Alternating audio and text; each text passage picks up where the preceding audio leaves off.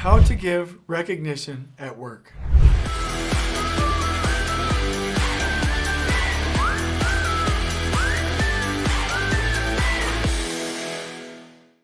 Sometimes we think that this is too much of a feely subject and we're scared of it. But is there a way that we can do it where we're comfortable? Is it appropriate at work? I get asked all the time, how can I give recognition at work? And you, my friend, have come to the right place. So let me first start out with saying that everyone wants recognition. Every single person. I don't care if you have the toughest dude, ex-felon from prison, with tattoos from head to toe, looking all super tough, super muscly, like really strong, like intimidating, with like this resting bad guy face, right? Even that person that you have imagined in your mind wants recognition and love and kindness. Everyone. Anytime we look like we don't, that's just our protective selves. That's our exterior, right? But human beings naturally want recognition. You can motivate someone at least 10 times as effectively through recognition and positivity as you can through punishment and consequences. And so studies have shown that this is the most effective method. So here's the question again,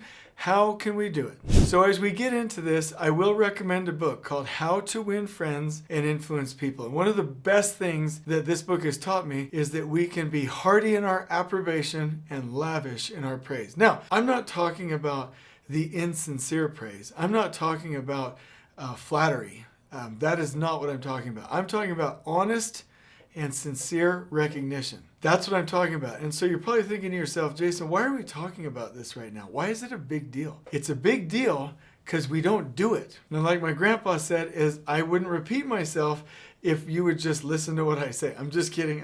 But I'm just saying, like, if we would do it more, it wouldn't be a thing. And so this has got to become a culture if you really want to amplify the motivation of your people. It's really a game changer. So I want to tell you, it is so important to me. Every year since 2007, I have read the book, How to Win Friends and Influence People, to understand how people want to be talked to understand the right way to approach others, to understand what's important to the people I work with. And it has been a game changer. And so first and foremost, I want to encourage you, whether you read How to Win Friends and Influence People or The Go-Giver or The Leader Without a Title, or you follow Simon Sinek, whatever you do, please become someone that in and of yourself wants to have that kind of impact with other people and to be positive. And we're going to cover this in a different video, but there is no such thing as constructive criticism. It's just not a thing. It shouldn't exist. It only tears people down. It's not a thing. What we have is praise and compliments and feedback for improvement. But if you look at my arm, and I'm just going to do this briefly, if somebody is here and in their life they want to get to here, and you notice, hey, you made this step, you can give them a compliment. But if it's before they took the step, this is called feedback for improvement. Hey, I noticed this. If you did this, you would be able to take that step. And then once they accomplish it, give some praise, some feedback. Tell them, hey, I'm proud of this. So the only difference between feedback for improvement and a compliment is the time at which it happened. Did it happen before the task or before their growth or after? But it's both an upward incline. Criticism is like this. You are bad. I criticize you. You did that wrong, right? We don't believe in that, okay? So I just want to be clear that we must normalize feedback, positive comments, and praise as a normal part of our daily work lives.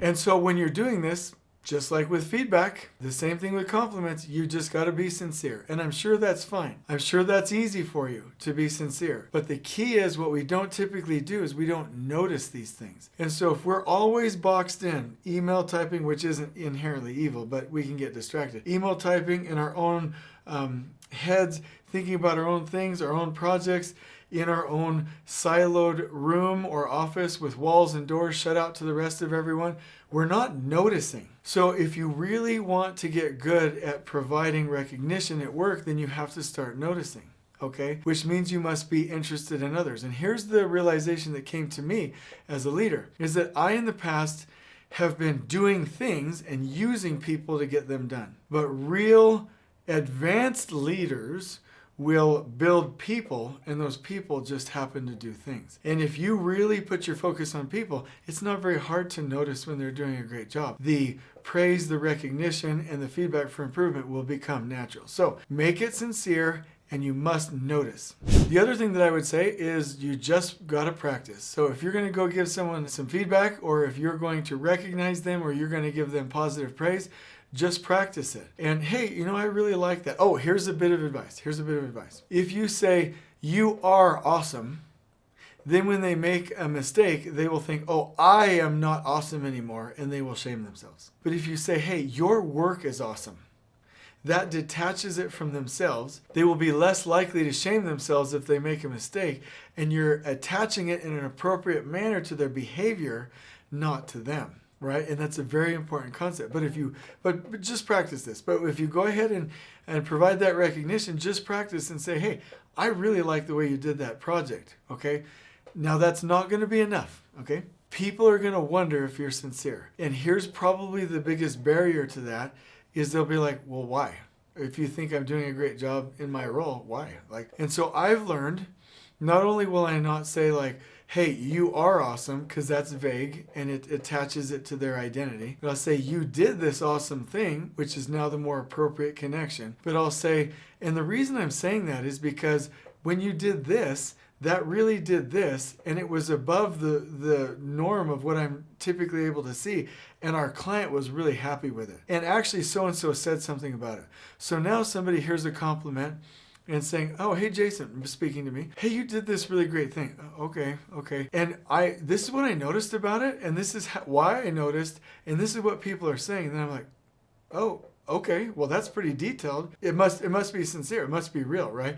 And then I'm going to connect, and I'm going to receive that, right? And so that's going to enhance my motivation to go do great work because I know it's appreciated. People don't start doing great work most of the time because they're just lazy. People don't like to do things that are not value add, meaning our entire bodies, our systems, our breathing, our heart rate, our memory, our mind, everything is designed to conserve energy. So if I'm doing an outstanding job and going above and beyond and no one ever says anything to me, why would I go the extra mile?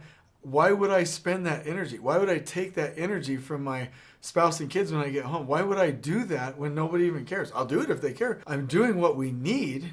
But why would I go the extra mile if no one notices? So this recognition is huge. And so these are some key tips. Practice, label the behavior, label the action, and then also provide details so that they know you're sincere. When you also do it, you don't have to look at each other in the eyes like you're Frodo and Sam in The Lord of the Rings. Any of you who have seen the movies know what I'm talking about. But really this creepy kind of intimate eye gaze. I'm not asking for that, but I am asking that you stop, get off your phone and look and just literally deliver the recognition. And so that's really going to be the best way to deliver that is if you're connected. The other thing you can say is, "Hey, Jason, that's a lot to remember." Hey, why not put recognition and positive shout-outs on the agenda, on your meetings? Why not make it a habit, right? Tie it to a habit loop. What is the trigger? What is the habit? And what is the reward, right?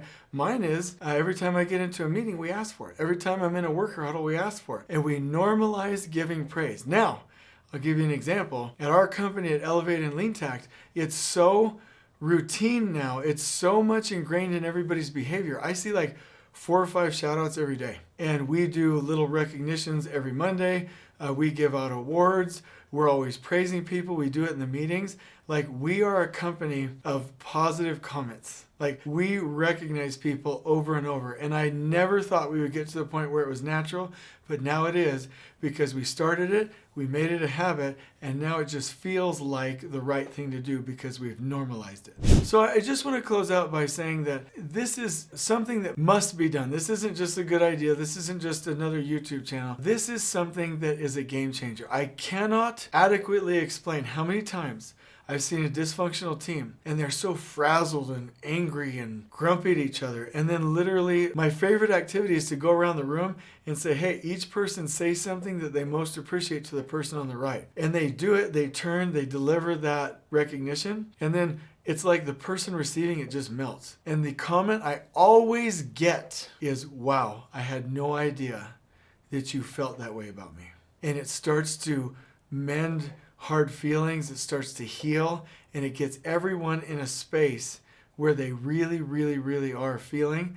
like they're a part of the team. And so I'm going to show in the description below some examples of some things that you can do to create this kind of a culture. And I think you're going to love it. So I hope you've enjoyed this. You can implement this tomorrow.